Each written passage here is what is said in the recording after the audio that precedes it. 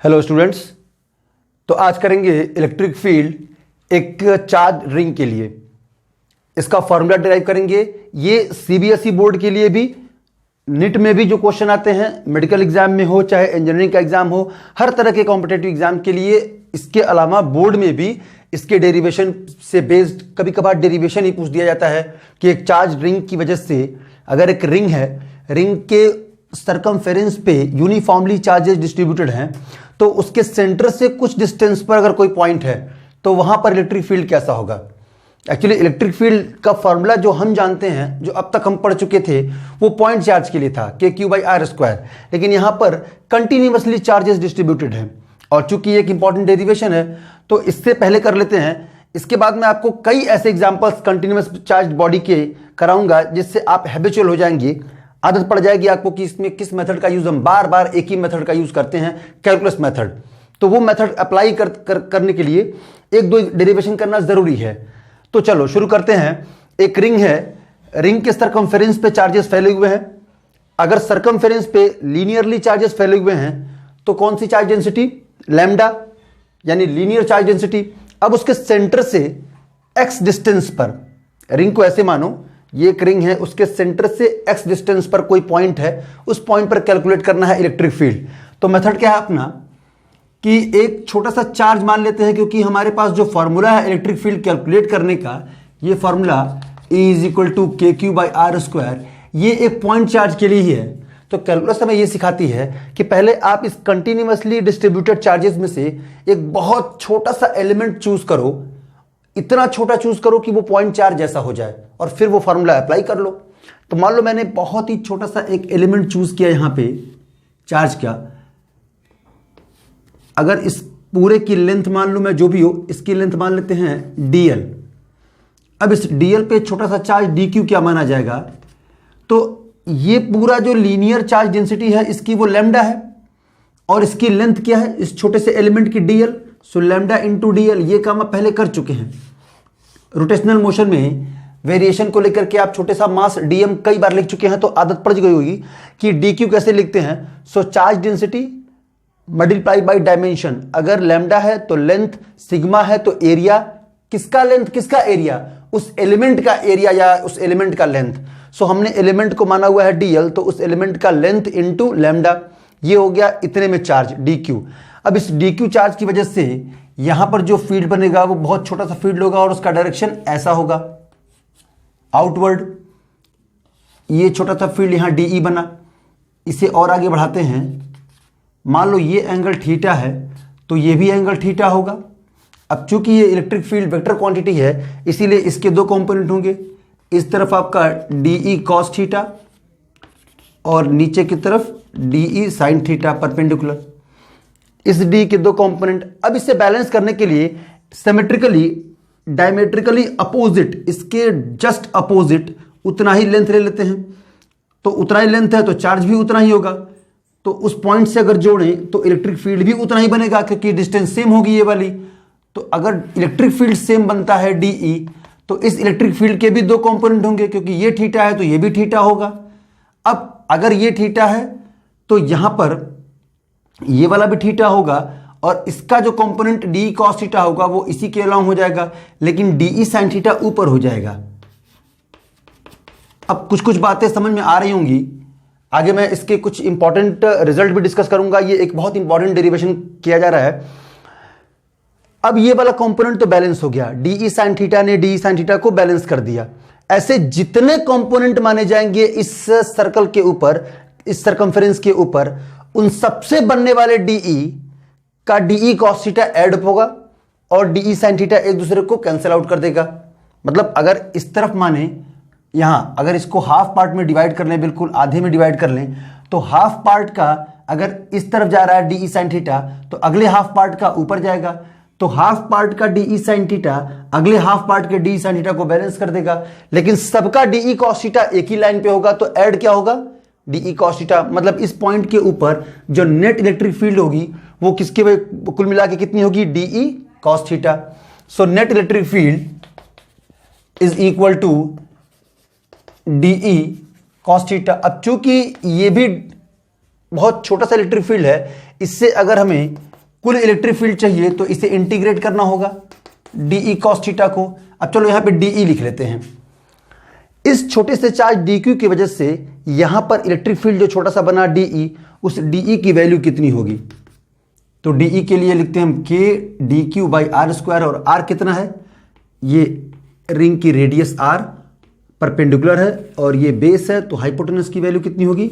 Under root are square plus x square.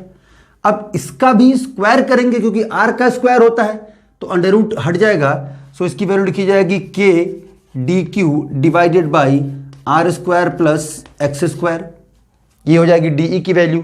तो यहां से लिख लेते हैं डीई की value K D Q into cos theta divided by are square plus x square. अब डी क्यू की वैल्यू लिखते हैं, तो डी क्यू की वैल्यू होती है लेमडा इंटू डी एल। आगे बढ़ाते हैं इसको, तो इंटीग्रल के डी क्यू की वैल्यू लिखते हैं lambda D L cos theta divided by are square plus x square. ये हो गया। अब इसमें से कांस्टेंट टर्म को बाहर निकालते हैं, के लेमडा आर स्क्वायर और एक्स स्क्वायर, और कॉस थीटा की वैल्यू यहां से रख देते हैं। ये एंगल थीटा है, ये 90 डिग्री है, ये बेस, ये हाइपोटेनस, ये परपेंडिकुलर, तो बेस अपॉन हाइपोटेनस होती है वैल्यू। तो इस कॉस थीटा की जगह पे मैं यही लिख लेता हूं, बेस यानी कि X divided by are square plus x square to the power 1/2, मतलब अंडर रूट में है तो पावर कितना होगा? 1/2। अब ध्यान से नीचे देखो, तो नीचे हो गया आपका are square plus x square पर पावर 1 और R square plus x square पर पावर 1/2, तो ये पावर ऐड हो जाएगा तो पावर 3/2 हो जाएगा। ऊपर से कांस्टेंट टर्म को बाहर निकालते हैं, के लेमडा और एक्स, ये कांस्टेंट टर्म है, सो के लेमडा एक्स बाहर, और नीचे क्या बाहर हो गया आपका? Are square plus x square power 3/2। तो हमें इंटीग्रेशन किसका करना है अब? केवल डीएल का इंटीग्रेशन। और डीएल का इंटीग्रेशन मतलब इस छोटे से लेंथ को अगर पूरा इंटीग्रेट करेंगे तो इसका सरकमफेरेंस मिलेगा, मतलब ये डीएल, आगे वाला डीएल, फिर डीएल, फिर डीएल, ऐसे डीएल डीएल डीएल, पूरा डीएल ऐड कर लेंगे तो ये पूरा सरकमफेरेंस मिल जाएगा। और सर्कल का सरकमफेरेंस, रिंग का सरकमफेरेंस होता है 2πr। तो यहां पे लिख लेते हैं कि, और इस लेमडा की वैल्यू भी अब रख देते हैं। लेमडा होता है आपका चार्ज पर यूनिट लेंथ, तो चार्ज मान लो टोटल Q है और टोटल लेंथ जो हो जाएगी इस रिंग की हो जाएगी 2πr। तो इस लेमडा की वैल्यू रख दें total charge Q by 2πr, और नीचे क्या है? R square plus x square पर पावर 3/2 के लेमडा की वैल्यू रख दी, नीचे रख दिया x इंटू पूरा डीएल इंटीग्रेट करेंगे तो पूरा इंटीग्रेट करने के बाद 2πr, ये 2πr और 2πr कैंसिल हो गया, जो बच गया वही आपका रिजल्ट है। So net electric field at this point due to the ring of charge is k q x divided by are square plus x square to the power 3/2। This is the net electric field due to ring of uniformly distributed charge. इस ring के ऊपर जो uniform distribution है charges का, उस पूरे charges की वजह से जो यहां नेट इलेक्ट्रिक फील्ड बना वो इतना बना, k q x upon r square plus x square to the power 3/2। Important derivation भी है, इंपॉर्टेंट इसका रिजल्ट भी है, आगे कई सवालों में इसके रिजल्ट डायरेक्टली यूज होते हैं। अब इसके ऊपर कुछ पॉइंट्स के ऊपर डिस्कस करेंगे जो बहुत इंपॉर्टेंट हैं, ग्राफ भी प्लॉट करेंगे कि डिस्टेंस और इलेक्ट्रिक फील्ड का ग्राफ कैसा होता है, और इसके बाद कुछ क्वेश्चन भी कर लेंगे इसी फॉर्मूले के ऊपर। सो एक बार समराइज कर दूं मैं, एक बार जल्दी जल्दी बता दूं मैं कैसे डिराइव हुआ है। एक रिंग के ऊपर यूनिफॉर्मली चार्जेस डिस्ट्रीब्यूटेड है। अब चूंकि अगर पॉइंट चार्ज होता तो के क्यू बाई आर स्क्वायर, लेकिन पॉइंट चार्ज तो है नहीं, लगातार चार्जेस पे फैले हुए हैं कंटिन्यूअसली। तो हमें अगर इसके सेंटर से कुछ डिस्टेंस पर इलेक्ट्रिक फील्ड निकालना है इस पॉइंट पी पर, तो हमने एक छोटा सा चार्ज यहां कंसिडर किया, छोटा सा बहुत एलिमेंट। इस एलिमेंट की लेंथ हमने मानी dl, और उस dl में कितना चार्ज होगा, तो बहुत छोटा सा चार्ज dq होगा। अब इसकी चार्ज डेंसिटी कितनी है? लैम्डा।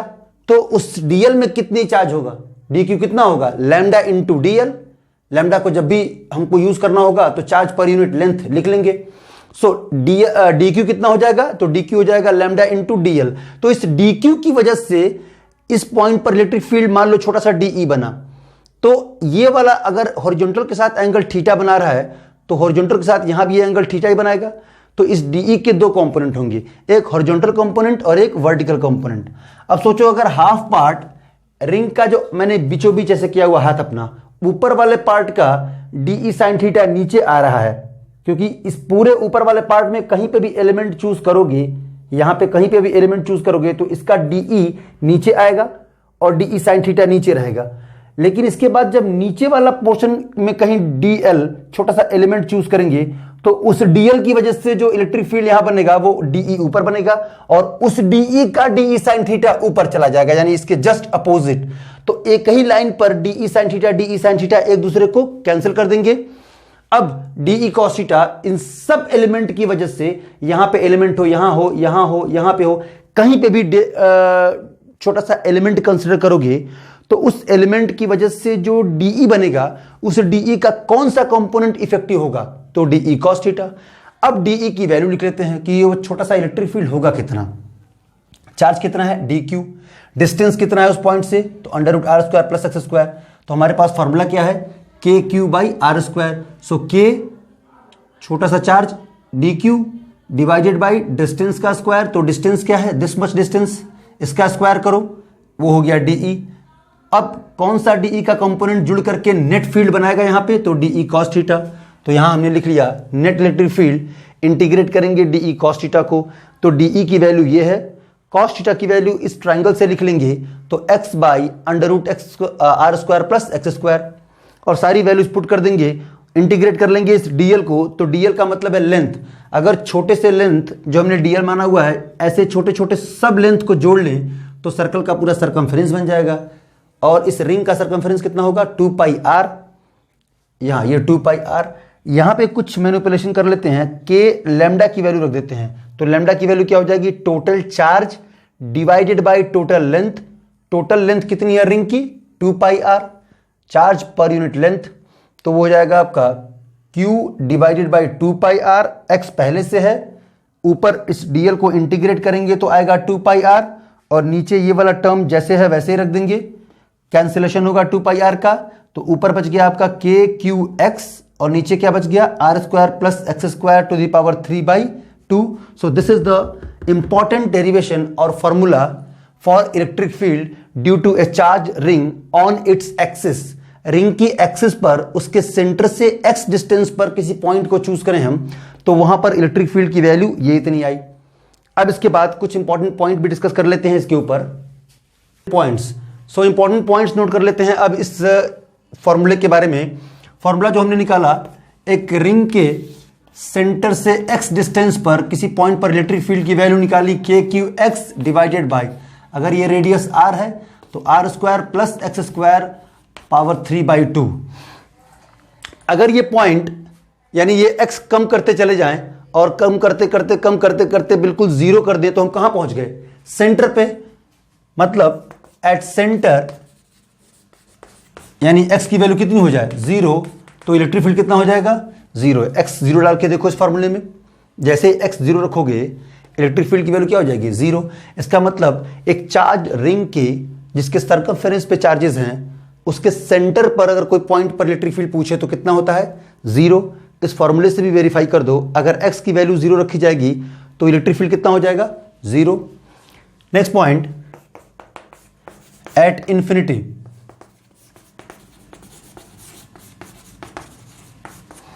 इंफिनिटी के लिए ऊपर और नीचे दोनों एक्स है, तो थोड़ा सा मैनिपुलेशन करेंगे, ऊपर वाला एक्स हटा लेंगे, तो ऊपर वाला एक्स हटा लेंगे तो के क्यू एक्स से डिवाइड कर दें तो ये हो जाएगा आपका, चूंकि इन्फिनिटी है तो इसीलिए इसको जोड़ने का तो कोई पर्पज है ही नहीं, ये तो खत्म वैसे ही हो गया। तो एक्स स्क्वायर पर पावर 3/2 सॉल्व करें तो एक्स क्यूब, ऊपर एक पावर खत्म हो गया तो x square, so k q by x square. अब एक्स की वैल्यू अगर इन्फिनिटी रखोगे तो इन्फिनिटी का square infinity and something upon infinity is equal to zero, so electric field at infinity is equal to zero. ये दो point मैंने इसलिए भी बताए क्योंकि इसका ग्राफ प्लॉट करना है डिस्टेंस और इलेक्ट्रिक फील्ड में, तो आपको ये पता होना चाहिए कि दो ऐसी पोजीशंस होती हैं जहां पर इलेक्ट्रिक फील्ड की वैल्यू जीरो होती है due to charge ring. Ring की वजह से उसके सेंटर पे और इन्फिनिटी पे, दो पोजीशंस पे इलेक्ट्रिक फील्ड की वैल्यू जीरो होती है। चाहो तो चेक कर लो फिर से। x0 this whole quantity become 0। x0 कहां पे होगा, ये डिस्टेंस है मान लो 10 मीटर, घटते घटते घटते घटते कहां पहुंच गए, सेंटर पे। सो सेंटर पे इलेक्ट्रिक फील्ड 0। x की वैल्यू इन्फिनिटी रख दोगे तो x ऊपर से उड़ा दो तो नीचे बच जाएगा एक्स स्क्वायर, और इसमें अगर इन्फिनिटी पुट करोगे तो इन्फिनिटी का square infinity, and something upon infinity is equal to 0। So दो पोजीशंस ऐसी होती हैं जहां पर इलेक्ट्रिक फील्ड की वैल्यू 0 होती है। अब एक इंपॉर्टेंट रिजल्ट, ये और भी ज्यादा इंपॉर्टेंट है, कई और जगह पे भी काम आता है। For maximum electric field, maxima निकालने के लिए जो भी डी की वैल्यू है, सॉरी ई की वैल्यू है, ई की वैल्यू में देखो ये कांस्टेंट टर्म है, रेडियस उस रिंग का, के कांस्टेंट है 1/4 पाई एप्सिलॉन नॉट, और क्यू कांस्टेंट है, that is total charge on the circumference of the ring. X is variable, उसके रिस्पेक्ट में अगर डिफरेंशिएट कर दें, और ये हमें पता है कि जो फर्स्ट डेरिवेटिव है this should be 0 for maxima, ये अगर 0 कर दें डिफरेंशिएट करके तो अब मिल जाएगा आपको कि किस जगह पे इलेक्ट्रिक फील्ड की वैल्यू मैक्सिमम होगी, उसकी एक्सिस पर। अच्छा, रिंग की एक्सिस समझ रहे हो, अगर एक रिंग है ऐसे तो उसके सेंटर से पास करती हुई लाइन ही उसकी एक्सिस होती है। अब उसके सेंटर से अगर पास होती हुई एक लाइन है तो उस लाइन पे किस पॉइंट पे उसके सेंटर से कितनी दूर जाएंगे तो इलेक्ट्रिक फील्ड मैक्सिमम मिलेगी। ये तो पता पड़ गया कि कहां कहां 0 होगी, एक तो उसके खुद के सेंटर पे ही 0 हो जाएगी और दूसरा इन्फिनिटी पे। 2 पॉइंट ढूंढ निकाले हमने। अब मैक्सिमम कहां पे होगी ये देख लेते हैं। तो मैक्सिमा ढूंढने के लिए हमने उसी ई के एक्सप्रेशन को डिफरेंशिएट किया। ये डिफरेंशिएशन आपके काम का बिल्कुल नहीं है, बस आप इसका रिजल्ट याद रखें। अगर नहीं डिफरेंशिएट कर पाना तो बताना मुझे, मैं डिफरेंशिएट भी कर दूंगा, कोई बहुत बड़ी चीज नहीं है डिफरेंशिएशन करना।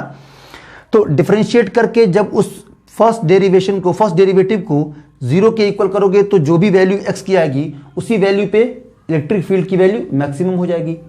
सो इसे डिफरेंशिएट करने के बाद x की वैल्यू प्लस माइनस r/√2 इतनी आती है।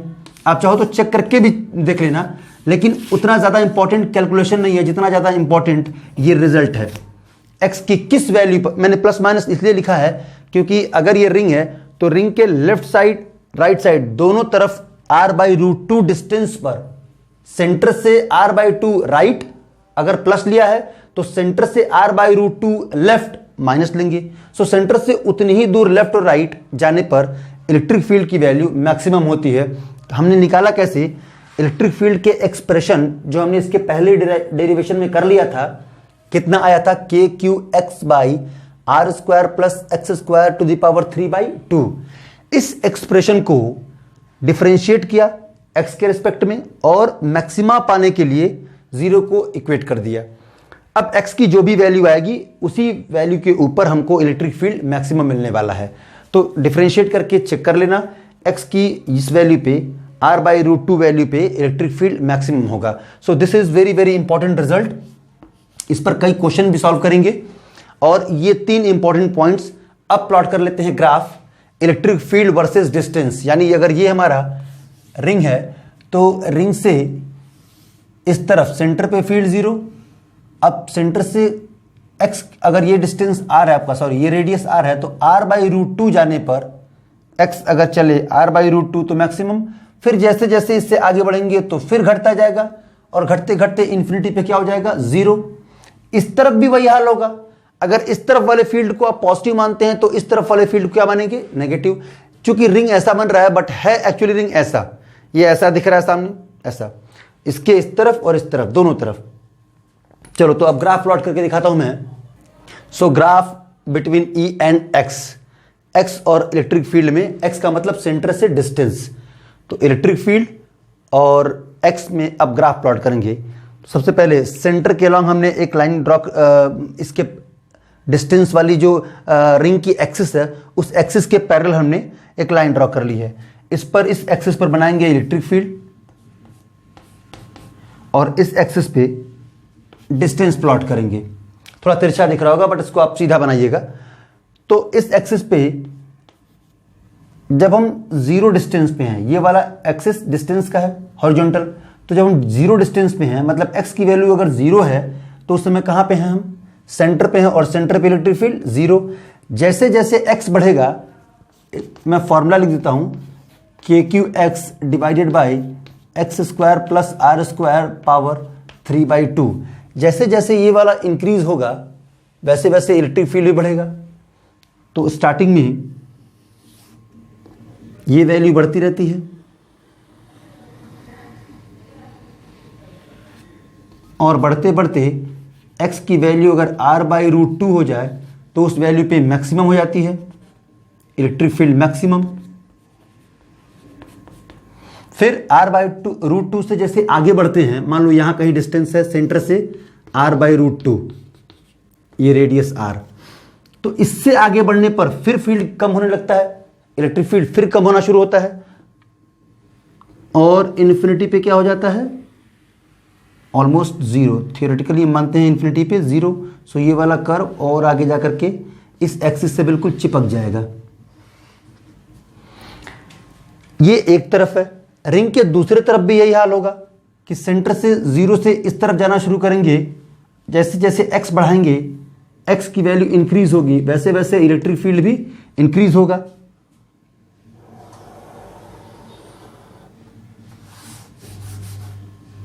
इतना ही बढ़ाएं।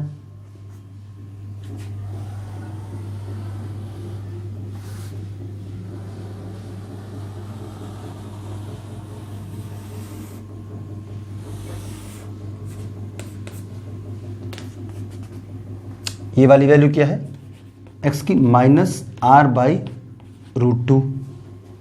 This is the graph between electric field and x। फिर से मैं समझा दूं इस ग्राफ को, इसीलिए मैंने इसके जस्ट ऊपर एक रिंग बना रखा है। रिंग के सेंटर पे इलेक्ट्रिक फील्ड 0। जब x की वैल्यू 0 रखोगे तो ये पूरी फील्ड की वैल्यू क्या हो जाएगी, 0। अब जैसे जैसे सेंटर से दूर जाएंगे, यानी x बढ़ता रहेगा, ये x डिस्टेंस बढ़ता रहेगा सेंटर से, वैसे वैसे इलेक्ट्रिक फील्ड इंक्रीज होगा। तो इलेक्ट्रिक फील्ड बढ़ता है। बढ़ते बढ़ते एक वैल्यू ऐसी आती है x की कि x की उस वैल्यू के करस्पॉन्डिंग इलेक्ट्रिक फील्ड मैक्सिमम हो जाता है। तो वो x की कौन सी वैल्यू है, r/√2। लेकिन r/√2 के आगे बढ़ने पर ये और जब बढ़ाओगे तब इलेक्ट्रिक फील्ड कम होना शुरू हो जाएगा और घटते घटते घटते घटते जैसे ही x इन्फिनिटी को टेंड कर जाएगा वैसे ही इलेक्ट्रिक फील्ड की वैल्यू 0 हो जाएगी। जैसे आपने इस तरह प्लॉट किया है पॉजिटिव साइड, वैसे ही इस एक्सिस के अपोजिट यानी नेगेटिव x एक्सिस के करस्पॉन्डिंग भी सिमिलर ग्राफ मिलेगा कि electric field maximum in negative x direction, that is at the value of -r/√2, electric field maximum. Again it decreases and when x tends to infinity electric field becomes 0। कहीं तो जाकर के जहां पे x infinity हो रहा होगा वहां पर इलेक्ट्रिक फील्ड भी क्या हो जाएगी, 0, बिल्कुल चिपक जाएगी ये line. So this is the graph between electric field and distance. अब इसके बाद एक छोटा सा एग्जाम्पल या एक छोटा सा प्रैक्टिस क्वेश्चन इसके ऊपर कर लेते हैं ताकि कंसेप्ट और अच्छे से क्लियर हो जाए, क्योंकि ये इसके ऊपर न केवल बोर्ड में, सीबीएसई बोर्ड में, इसके अलावा कई अलग अलग तरह के कंपटीशन में भी क्वेश्चन पूछे जाते हैं। तो चलो जल्दी से क्वेश्चन कर ले। चलो, तो एक रिंग है यूनिफॉर्मली डिस्ट्रीब्यूटेड, पॉजिटिवली डिस्ट्रीब्यूटेड, और इसके सेंटर से x डिस्टेंस पर कोई चार्ज -Q0 रखा है जिसका मास m ले लेते हैं। अब हमसे ये कहा जा रहा है कि पहला तो एनालाइज कीजिए कि होगा क्या। x डिस्टेंस पर रिंग की वजह से इलेक्ट्रिक फील्ड का फॉर्मूला अभी अभी हमने निकाला था, KQX divided by r² plus x² whole to the power 3/2। ये आपको बिल्कुल रट के रखना है, ये बहुत सवालों में डायरेक्टली यूज में आएगा। इसमें हमसे कह रहा है कि होगा क्या, तो यहां पे जो इलेक्ट्रिक फील्ड होगी या रिंग की वजह से जो इलेक्ट्रिक फील्ड होती है उसका डायरेक्शन क्या होता है। तो अभी भी आपको मैंने बताया कि it always act along the axis of the ring, हमेशा वो एक्सिस के अलोंग ही काम करती है। तो रिंग की वजह से जो इलेक्ट्रिक फील्ड होगी वो electric field KQX upon r² plus x² to the power 3/2, उसका डायरेक्शन इसके अलोंग होगा। ये मैंने करके दिखाया था कि आपको एक कंपोनेंट बैलेंस हो रहे थे, कैंसिल आउट हो रहे थे, और पूरा DE cos थीटा ही केवल ऐड होकर के और इस एक्सिस के अलोंग ही इलेक्ट्रिक फील्ड मिली थी। तो इस चार्ज पर जो फोर्स लगेगा नेगेटिव चार्ज के ऊपर ये फील्ड जो फोर्स लगाएगा, ये फील्ड किसने बनाया है? रिंग ने जो फील्ड बनाया है वो इस नेगेटिव चार्ज जिसकी वैल्यू बहुत छोटी है, वो इसके ऊपर जो फोर्स लगाएगा वो किधर लगाएगा? अलोंग द इलेक्ट्रिक फील्ड की अपोजिट। तो एक बात याद रखिए हमेशा कि इलेक्ट्रिक फील्ड पॉजिटिव चार्ज के ऊपर खुद के डायरेक्शन में फोर्स लगाता है और नेगेटिव चार्ज के ऊपर खुद के डायरेक्शन से अपोजिट डायरेक्शन में। यानी ये चार्ज नेगेटिव है तो इलेक्ट्रिक फील्ड का डायरेक्शन ये है, तो इसके ऊपर फोर्स इधर। अब होगा क्या कि ये चार्ज वापस इधर आएगा, इस तरफ देखो तो इलेक्ट्रिक फील्ड इधर है। जैसे ये चार्ज ये पोजीशन ओवरशूट कर जाएगा, बाहर निकल जाएगा, भाई यहां से फोर्स कितना लगेगा? QE। डायरेक्शन क्या होगी? इस तरफ। इस फोर्स की वजह से एक्सेलरेशन आएगा, एक्सेलरेशन की वजह से वेलोसिटी बढ़ते बढ़ते बढ़ते बढ़ते यहां पर बढ़ जाएगी, रुकने की बजाय यहां निकल जाएगा। जब ये इधर भाग रहा होगा तो इलेक्ट्रिक फील्ड के ऑपोजिट डायरेक्शन में फिर से एक फोर्स QE लगेगा, तो फिर ये इधर आएगा।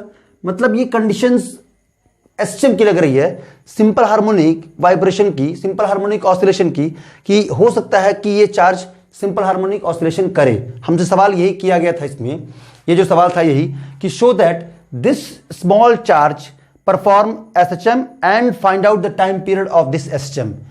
शो कीजिए कि ये स्मॉल चार्ज जो -Q0 रखा है मैंने, वो इस रिंग के x डिस्टेंस पर रखा हुआ है, तो वो एसएचएम परफॉर्म करेगा, then find out the time period of this SHM. तो चलो इसको दिखाते हैं। अब इसके ऊपर फोर्स लगेगा, फोर्स कितना लगेगा वो निकाल लेते हैं। फोर्स होता है आपका Q इंटू E, और E हम जानते हैं कि x पर कितना होता है, सो उसी से केवल Q0 से मल्टीप्लाई कर देते हैं। तो फोर्स हो जाएगा आपका -KQ Q0 x divided by R square plus x square to the power 3/2। ये आ गया आपका फोर्स। एक लाइन का बस फोर्स लिखा है आपने कि E पता था और फोर्स होता कितना है Q इंटू E।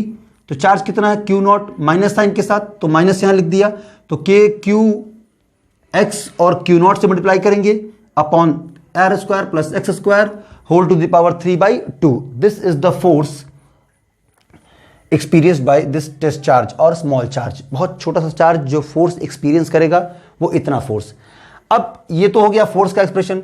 अगर मैं यहां से पूछूं कि एक्सेलरेशन कितना होगा, तो एक्सेलरेशन हो जाएगा आपका फोर्स अपॉन मास, यानी मास से मल्टीप्लाई डिवाइड कर दो इस पूरे एक्सप्रेशन को, मास से डिवाइड कर दो तो क्या मिल जाएगा? Acceleration. So -KQ Q0 x upon R square plus x square whole to the power 3/2, और यहां पर मास से डिवाइड कर दिया, क्या मिल गया आपको? एक्सेलरेशन।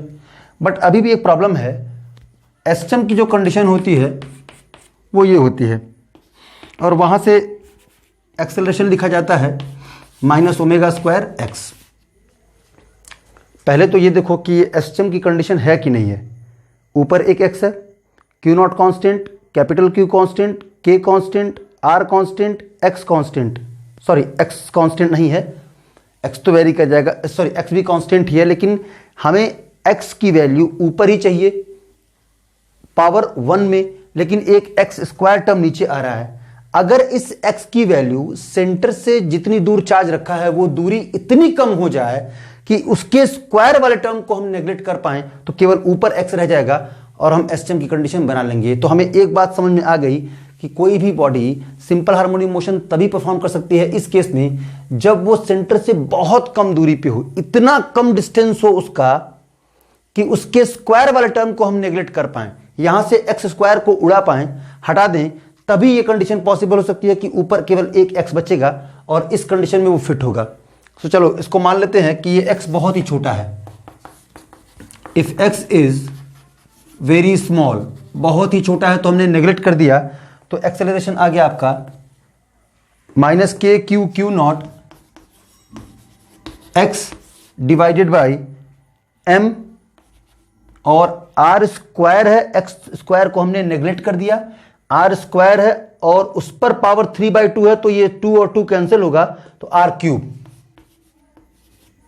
अब ये तो आ गया एक्सेलरेशन, और ये कंडीशन है पूरी एसएचएम की, दिस इज ए कांस्टेंट, ये पूरा ओमेगा स्क्वायर के इक्वल आ रहा है with minus sign, minus minus cancel होगा, तो इसको इक्विवेलेंट कर देते हैं -ω²x, ये x और माइनस कैंसिल हुआ, ओमेगा स्क्वायर की वैल्यू इतनी आ गई KQ Q0 अपॉन MR3, तो ओमेगा की वैल्यू कितनी आ जाएगी, ओमेगा की वैल्यू हो जाएगी under root k q not divided by m r cube. अब अगर ओमेगा इतना है तो टाइम पीरियड का फार्मूला होता है 2 पाई बाई ओमेगा, ये आपको याद होना चाहिए। 2 पाई बाई ओमेगा का मतलब ओमेगा नीचे है तो इस टर्म को पूरा नीचे रखेंगे 2 पाई बाई के, तो एम आर क्यूब ऊपर चला जाएगा, तो टाइम पीरियड लिखा जाएगा यहां से 2 पाई अंडर रूट, ये ऊपर जाएगा m r cube divided by k q naught. This is the formula for time period. अब जो इंपॉर्टेंट पॉइंट है वो नोट करो, वो याद रखो। सेंटर से ये वाला डिस्टेंस बहुत छोटा होना चाहिए। अगर डिस्टेंस बढ़ गया तो बॉडी एसएसएम परफॉर्म नहीं करेगी, ये पार्टिकल कभी भी एसएसएम परफॉर्म नहीं करेगा। दूसरा, इस टेस्ट चार्ज का या स्मॉल चार्ज का जो साइन है वो भी नेगेटिव होना चाहिए, तभी ये खींचेगा इस तरफ, अदरवाइज फील्ड के डायरेक्शन में ही फोर्स लग जाएगा और दूर चला जाएगा। सो 2 इंपॉर्टेंट पॉइंट्स यहां पे नोट करो कि इस चार्ज का साइन जो होगा, अगर ये पॉजिटिवली चार्ज है रिंग अपनी और इस पर टोटल चार्ज क्यू है और वो भी पॉजिटिव साइन है, तो एसएम करने के लिए जिस चार्ज को आपने रखा है सेंटर से कुछ दूरी पे, उस चार्ज का साइन क्या होना चाहिए, माइनस, और वो चार्ज इस सेंटर से इतने कम दूरी पे हो कि हमें जब इच्छा हो तब इस एक्स स्क्वायर को नेग्लेक्ट कर सकें, उसके स्क्वायर टर्म को। Then body will perform simple harmonic motion, तब उस कंडीशन में फिट हो पाएगी F is equal to minus k x में। अदरवाइज अगर ये एक्स बढ़ गया तो बॉडी सिंपल हार्मोनिक मोशन नहीं कर पाएगी, आएगी जरूर लेकिन सिंपल हार्मोनिक मोशन नहीं होगा। एसएम की कंडीशन के लिए ये टर्म यहां से हटाना होगा। ये टर्म क्या है, एक्स क्या है, x is the distance of particle from centre of the ring. Centre से दूरी है, ये दूरी बहुत छोटी होनी चाहिए और उस चार्ज का साइन क्या होना चाहिए, minus. So this is one question and एक बहुत बढ़िया क्वेश्चन था ये उस रिंग से बने इलेक्ट्रिक फील्ड के कंसेप्ट के ऊपर। एक और न्यूमेरिकल लास्ट में कर लेते हैं, थोड़ा सा इससे ज्यादा अच्छा बेस्ट न्यूमेरिकल में मानता हूं उसको, क्योंकि उसके ऊपर फोर्स कैलकुलेट करेंगे और वो भी कंटिन्यूअसली चार्ज होगी। सो नेक्स्ट एक और सॉल्व करते हैं।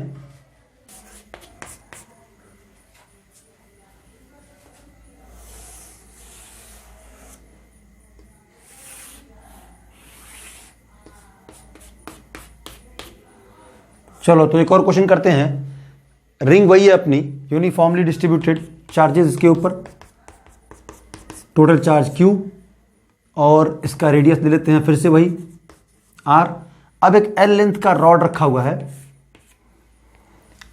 अब चूंकि रॉड है इसीलिए ये भी कंटिन्यूअसली चार्ज इसके ऊपर डिस्ट्रीब्यूटेड है। मान लेते हैं कि लैम्डा कूलम पर मीटर इसकी चार्ज डेंसिटी है रॉड की।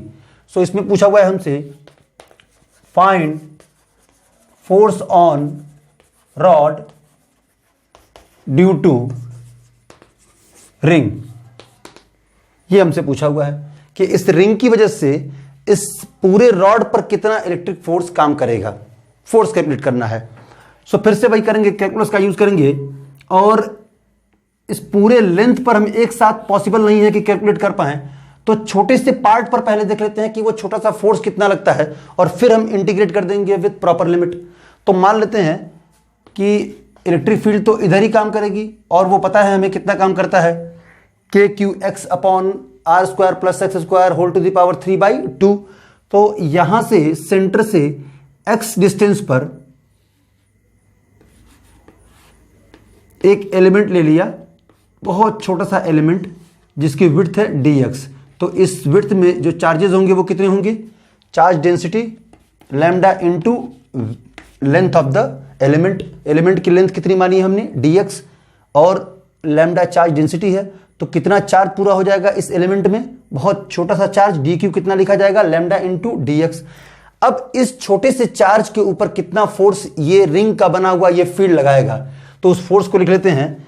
वो फोर्स भी बहुत छोटा सा होगा df, और वो हो जाएगा आपका k q d q x upon r square plus x square and whole to the power 3/2। चूंकि x डिस्टेंस पर ही है तो रिंग से x डिस्टेंस पर, रिंग से x दूरी पर इलेक्ट्रिक फील्ड का फॉर्मूला क्या लिखा था हमने, k q x upon r square plus x square पर पावर 3/2। अब ये फील्ड है और फोर्स का फॉर्मूला क्या होता है, Q इंटू ई, और Q ना होकर के यहां क्या है, डी क्यू इंटू ई।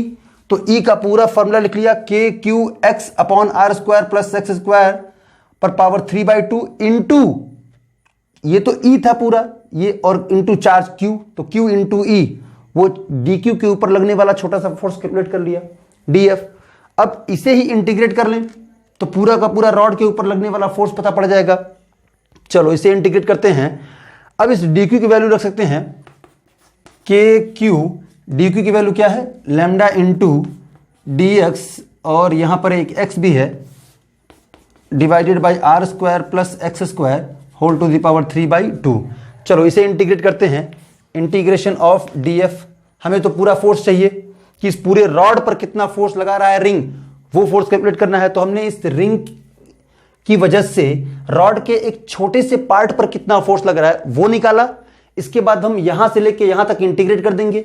हम ये मान के चल रहे हैं कि इस छोटे छोटे पार्ट से ही मिलके पूरा का पूरा रॉड बना है, तो इस छोटे से पार्ट पर अगर हम फोर्स निकाल पाए तो लिमिट लगा के अगर इंटीग्रेट कर दे पूरे रॉड को, तो पूरा फोर्स कितना रॉड एक्सपीरियंस कर रहा है इस रिंग के बने हुए इलेक्ट्रिक फील्ड की वजह से वो मिल जाएगा।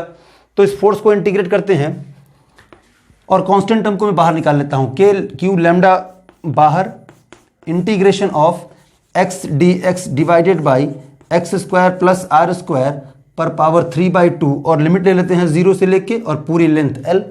अब इसका इंटीग्रेशन करते हैं बाय सब्स्टिट्यूशन मेथड। अब इस पूरे को मान लेते हैं t², सो x² plus r² equal t²। Differentiate करते हैं तो ये हो जाएगा आपका 2x dx, और इसका differentiation 0, this is equal to 2t dt। 2 दोनों साइड से कैंसिल हुआ तो x ds की जगह पे क्या लिख सकते हैं, t dt। वैल्यू पुट कर देते हैं, और अब चूंकि वेरिएबल चेंज हुआ है, x ds की जगह पे हम क्या रखने जा रहे हैं, t dt, तो लिमिट भी चेंज होगा। अगर t की वैल्यू यहां पे, अगर x की वैल्यू 0 रखेंगे, यहां 0 रखेंगे x की वैल्यू, तो t की वैल्यू किसकी इक्वल हो जाएगी, r के इक्वल। और x की वैल्यू l रखेंगे तो l² plus r² equal t², तो t की वैल्यू क्या हो जाएगी, √l² प्लस r²। सो यहां पर अपर लिमिट हो जाएगा l² प्लस r²। अब x dx की जगह पे हमें क्या रखना है, t dt divided by x² plus r² को हमने क्या माना है, t², और इस स्क्वायर का भी कितना पावर 3/2, तो स्क्वायर का पावर 3/2 का मतलब क्यूब, तो यहां नीचे हो गया आपका t क्यूब, और पीछे क्या है आपका KQ लैम्डा, पीछे जो कांस्टेंट टर्म बाहर निकाला था हमने, तो एक पावर कैंसिल हुआ ऊपर वाला, 2 पावर नीचे बच गया। इसे इंटीग्रेट करके लिमिट लगा दो तो आपको आंसर मिल जाएगा। इसका इंटीग्रेशन हो जाएगा 1/t² का इंटीग्रेशन होगा आपका -1/t, और -1/t में अगर उसको प्लस करना चाहो तो इस पूरे लिमिट को रिवर्स कर दो। इसे और आगे KQ लैम्डा और -1/t हो जाएगा integration from the limit r to √l² plus r²। अब इस लिमिट को अगर रिवर्स कर दो, r को बना दो अपर लिमिट और इस अपर लिमिट को बना दो लोअर लिमिट, तो ऑटोमेटिकली ये प्लस हो जाएगा। तो पहले अपर लिमिट पुट करेंगे, यानी 1/r minus 1/√l² plus r²। So the total force experience by the rod due to the ring is KQ lambda 1/r minus 1/√l² plus r²। This is the total force experience by the rod. ये रहा आपका total force जो rod experience करेगा, किसकी वजह से, ring की वजह से। तो किया क्या हमने, कैलकुलस का यूज, और मैंने सिखाया भी वही, जितने एग्जांपल आपको आज बताया वो उस सब में कैलकुलस का यूज था। और ज्यादातर आपको जो सवाल मिलेंगे रिंग के ऊपर उसमें कैलकुलस का यूज होगा, और ज्यादा एसएचएम वाले सवाल मिलेंगे। हमने एक क्वेश्चन उस पर भी किया, आगे भी डिस्कस करते रहेंगे कि एक रिंग के सेंटर से एक एल लेंथ का रॉड रखा है जिसकी चार्ज डेंसिटी है lambda coulomb per metre. Ring के ऊपर टोटल क्यू चार्जेस को यूनिफॉर्मली डिस्ट्रीब्यूट किया गया है। पूछा जा रहा है कि find out the net force experienced by this rod due to ring. तो हमने एक छोटा सा एलिमेंट चूज किया। ऐसा क्यों किया, ये मैं कई बार बोल चुका हूं कि एक साथ फोर्स को चाहे इलेक्ट्रिक फील्ड को कैलकुलेट कर पाना पॉसिबल नहीं है, क्योंकि कूलम्स लॉ ही लगा करके सारा खेल चलना है। और कूलम्स लॉ वैलिड किसके लिए है, पॉइंट चार्ज के लिए। सो हमने एक छोटा सा पॉइंट चार्ज जैसा एक एलिमेंट माना कि सेंटर से x पे जाकर के dx का एक एलिमेंट। तो इस छोटे से एलिमेंट का चार्ज dq छोटा सा जो लिखा जाएगा वो charge density into length of the element lambda into dx। अब इस dq के ऊपर पूरा का पूरा बना हुआ फील्ड सेंटर से x पर कितना फील्ड बनता है, तो k q x upon r square plus x square whole to the power 3/2। This whole field exerted a force on dq, और कितना फोर्स एक्सर्ट करेगी, तो k q लैम्डा dx, ये dq है, into x upon r square plus x square power 3/2। अगर ये बहुत छोटा सा फोर्स df है और इसे इंटीग्रेट कर लें फ्रॉम 0 टू l, तो नेट फोर्स जो रॉड एक्सपीरियंस करेगा वो मिल जाएगा। मतलब यहां जो dl है, यहां जो dx है, यहां dx, यहां dx, जितना फोर्स एक्सपीरियंस कर रहे हैं सब का सब इंटीग्रेट हो जाएगा, जुड़ जाएगा आपस में। तो कुल मिला के रॉड के ऊपर कितना फोर्स लगेगा, के क्यू लैम्डा ब्रैकेट में 1/r minus 1 upon under root l square plus r square. So this is all about electric field due to a ring on its axis. कुछ एग्जांपल्स भी मैंने करा दिए। अब इसके बाद एक आर्क के ऊपर या क्वार्टर रिंग के ऊपर या एक छोटे से रिंग के एक छोटे से पार्ट की वजह से उसके सेंटर पर कितना इलेक्ट्रिक फील्ड बनेगा, और फिर आगे चर्चा करेंगे उस फील्ड की वजह से लगने वाले फोर्स पर। तो आज के लिए सिर्फ इतना ही, मिलते हैं अब नेक्स्ट वीडियो में। अब नेक्स्ट वीडियो में बातें करेंगे छोटे से आर्क से बने हुए इलेक्ट्रिक फील्ड के बारे में।